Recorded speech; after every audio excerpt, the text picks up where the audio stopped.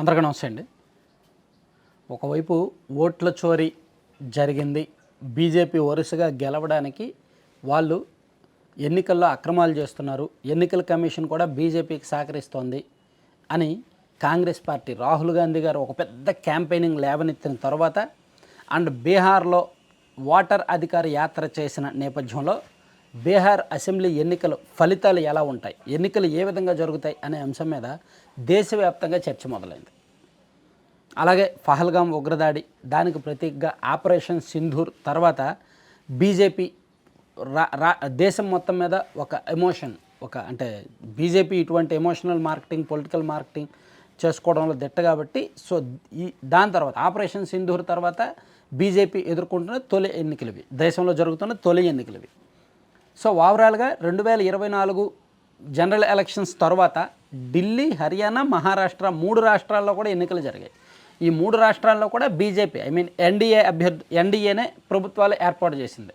మహారాష్ట్రలో అయితే complete sweep చేసినట్టే లెక్క, ఊహకు అందని విజయం. ఈవెన్ హర్యానాలో కూడా సేమ్ అంతే. సో ఇప్పుడు లోక్సభ ఎన్నికల తర్వాత జరుగుతున్న 4వ రాష్ట్ర అసెంబ్లీ ఎన్నికలు ఇవి అనుకోవచ్చు. అయితే ఈ ఎన్నికలకు ఒక నెల రోజుల ముందు ఉన్న సినారియో వేరు, ఇప్పుడు ప్రస్తుతం చర్చ అండ్ సినారియో వేరు, గ్రాఫ్ వేరు. బీహార్ ఎన్నికలకు ఒక స్పెషల్ ఉంది. గత 4 దశల్లో, అంటే గత 4 సార్లు జరిగిన ఎన్నికల్లో 2015 కావచ్చు, 2010 కావచ్చు, 2020 కావచ్చు, జరిగిన ఎన్నికల్లో ఏ ఒక్క పార్టీకి కూడా 25% ఓట్లు ఎప్పుడూ పోలవల. ఈవెన్ 2020 ఎన్నికల్లో కూడా సింగిల్ లార్జెస్ట్ పార్టీగా ఆర్జేడీ ఉంది. ఆర్జేడీకి 23.11% ఓట్లు వచ్చాయి. 75 అసెంబ్లీ నియోజకవర్గాలు వాళ్ళు గెలిచారు. బీజేపీకి 19.46% ఓట్లు వచ్చాయి, 74 అసెంబ్లీ సీట్లు వాళ్ళు గెలిచారు. జేడీయూకి 15.39% ఓట్లు వస్తే 43 అసెంబ్లీ సీట్లు వాళ్ళు గెలిచారు. ఈవెన్ 2015 ఎన్నికల్లో కూడా ఆర్జేడీకి 18.4% ఓట్లు వచ్చాయి, జేడీయూకి 16.8% ఓట్లు వచ్చాయి. బీజేపీకి 24.4% ఓట్లు వచ్చాయి. అంటే ఇక్కడ గడిచిన కొన్ని ఎన్నికల్లో ఏ పార్టీకి, ఏ ఒక్క రాజకీయ పార్టీకి కూడా 25% మించి ఓట్లు రావట్లేదు. అక్కడ స్పెషల్ అలా ఉంటుంది. సో ఇప్పుడు పరిస్థితి పూర్తిగా మారింది. ఈ కూటమి వర్సెస్ ఈ కూటమి. ఎన్డీఏలో కీలక పక్షాలు 2, జేడీయూ అండ్ బీజేపీ. మరోవైపు ఇండియా కూటమి మనం మహాగఠ్ బంధన్ అనొచ్చు. మహాగఠ్ బంధన్ ఈ కూటమిలో కీలక మర్చిపోయాను, ఎన్డీఏ కూటమిలో ఎల్జేపీ కూడా ఉందిలే. సో ఇండియా కూటమి మహాగఠ్ బంధన్కి వచ్చేసరికి 3 పార్టీలు, ఆర్జేడీ, కాంగ్రెస్ అండ్ వామపక్షాలు కలిపి ఒక కూటమిగా ఏర్పడ్డాయి. ఇక్కడ JDU and BJP and LJP, ఆ ఎన్డీఏ కూటమికి ప్రధాన బలం ఏం లేదు. వాళ్ళు అధికారంలో ఉన్నారు, సెంట్రల్లో కూడా అధికారంలో ఉన్నారు, సిస్టమ్ వాళ్ళ చేతుల్లో ఉంది. అలాగే ఈ మధ్య అమలు చేస్తున్న సంక్షేమ పథకాలు బాగున్నాయి. ప్లస్ బీహార్లో గతంతో పోలిస్తే, ఒక 15 ఏళ్లతో పోలిస్తే క్రైమ్ రేట్ బాగా తగ్గింది, శాంతి భద్రతలు అదుపులోకి వచ్చాయి అనేది కొంత పాజిటివ్. కానీ ఆ పాజిటివ్తో పోలిస్తే ప్రభుత్వం మీద విపరీతమైన వ్యతిరేకత ఉంది జనంలో.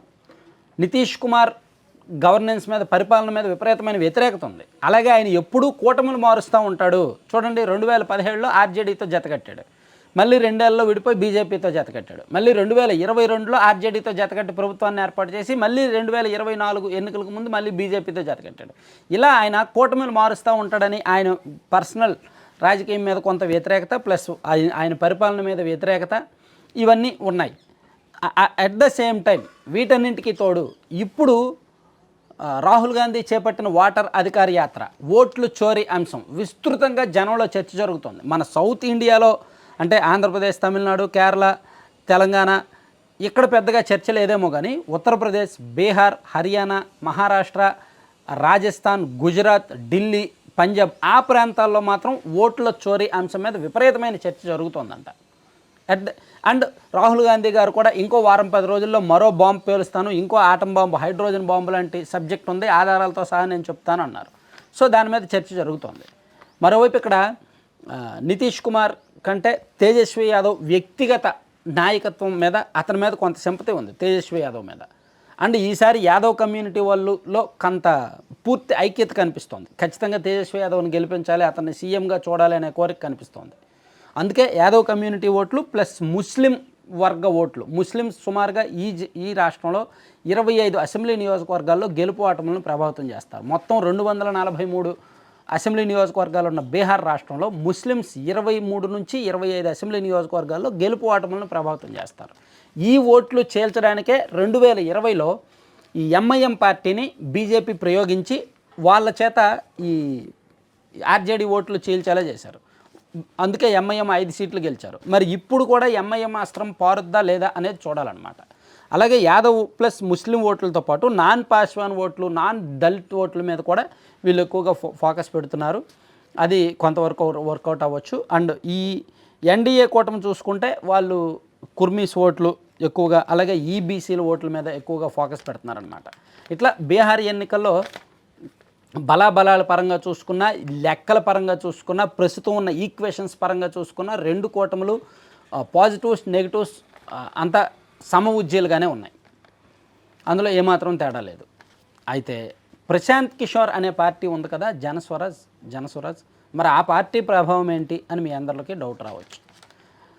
నిజానికి కోచింగ్ ఇచ్చినంత మాత్రాన అంటే ప్రతి కోచ్ కూడా గొప్ప ఆటగాడు కాదు కదా. ఇప్పుడు సచిన్ టెండూల్కర్ ఉన్నారు, ప్రపంచం గర్వించదగ్గ క్రికెటర్. అతని గురువు రమాకాంత్ అచ్రేకర్ అనుకుంటా కదా. సో ఆయన అంతగా తెలియదు ఎవరికి.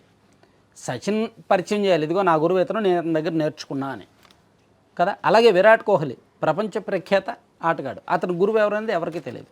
సో ఇక్కడ ఈయన కూడా ప్రశాంత్ కిషోర్ కూడా అంతే. ఆయన ఒక పొలిటికల్ గురువు కావచ్చు, పొలిటికల్ స్ట్రాటజిస్ట్, వ్యూహకర్త కావచ్చు, కానీ ఆయన గెలిపించుకునేంత సీన్ ఉందా లేదా అనేది మాత్రం డౌటే. ఎందుకంటే ఇటీవల 6 నెలల కిందట జరిగిన ఉప ఎన్నికల్లో ఈ పార్టీ 5 స్థానాల్లో పోటీ చేస్తే 1 స్థానంలో డిపాజిట్లు వచ్చాయి, 3 స్థానాల్లో డిపాజిట్లు కూడా రాలేదు.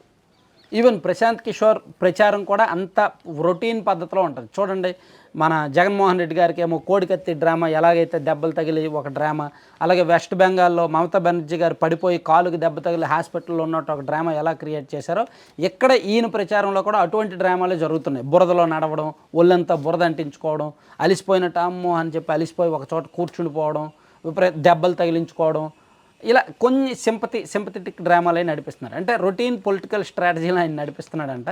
దాంతోపాటు డిజిటల్ క్యాంపెయినింగ్ పరంగా మాత్రం ప్రశాంత్ కిషోర్ పార్టీ దూసుకెళ్తోంది.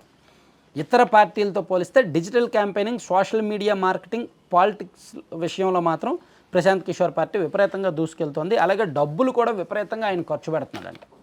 సో అందుకే ఆయన ప్రభావం ఎంత ఉంటుంది అనేది చెప్పలేరు. కాకపోతే వాళ్ళ లెక్క ఏంటంటే అట్లీస్ట్ కింగ్ మేకర్గా అయినా అవతరిస్తాం కదా.